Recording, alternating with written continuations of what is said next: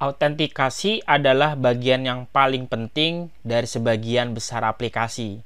Ada banyak cara untuk menangani autentikasi dan caranya bisa berbeda-beda. Untuk kasus penggunaannya yaitu klien akan memulai melakukan autentikasi dengan username dan kata sandi misalnya.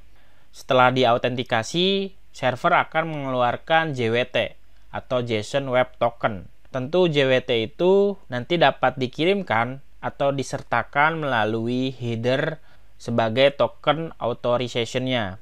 Pada saat permintaan, token itu akan menjadi bukti bahwa kalian sudah berhasil melakukan autentikasi dengan benar. Itu salah satu penggunaan dasarnya ya. Di bagian rute aplikasinya juga akan dibuat sebuah middleware yang dilindungi atau diproteksi dan hanya dapat diakses oleh request yang punya JWT, yang punya token valid setelah kalian login. Jadi setelah kalian login nanti dapat token. Token inilah yang dapat diverifikasi kalian boleh masuk atau tidaknya. Jadi yang pertama kita mulai, di mana tugas pertama adalah melakukan validasi username dan komparasi passwordnya benar atau tidak. Itu tugas pertama.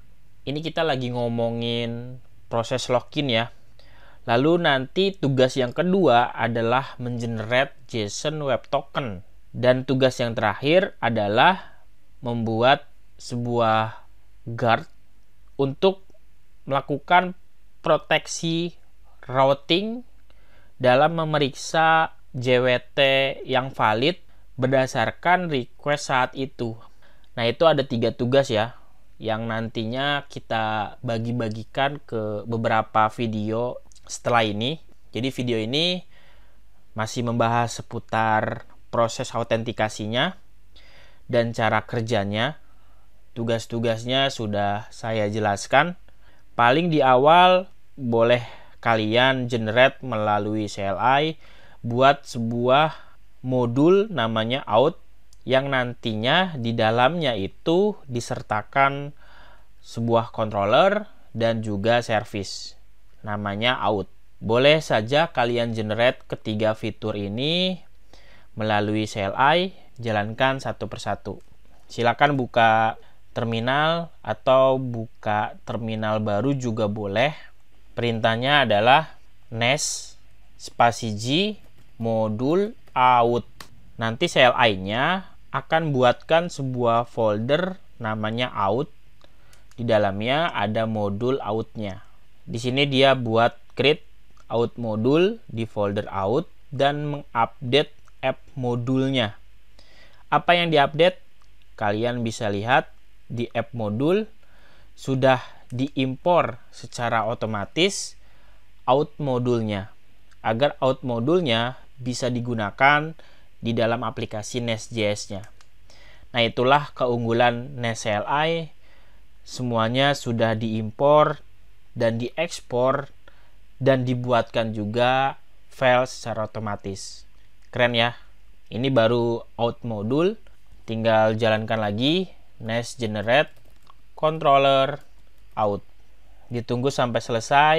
Dia buatkan 2 buah controller. Yang pertama ada .controller dan ada .spec untuk controller testingnya. Update juga out modulnya. Out modulnya mengimpor secara otomatis controller apa yang disertakan. Dan yang terakhir adalah out tapi untuk kelas service. Silakan di generate, hampir sama, ada 2 buah service service.ts dan service testingnya. Update juga out modul, dia mengimpor service sebagai provider yang digunakan. Jalaninnya harus diurutin sesuai dengan panduan yang ada di sini. Dimana nanti out service bakal ditugaskan untuk menjalankan query seperti biasa yang dapat menvalidasi user by email. Nanti juga kita melakukan komparasi password. Sedangkan untuk out controllernya untuk menentukan endpoint API untuk login autentikasinya, dan dia akan menjalankan atau memanggil fungsi servisnya.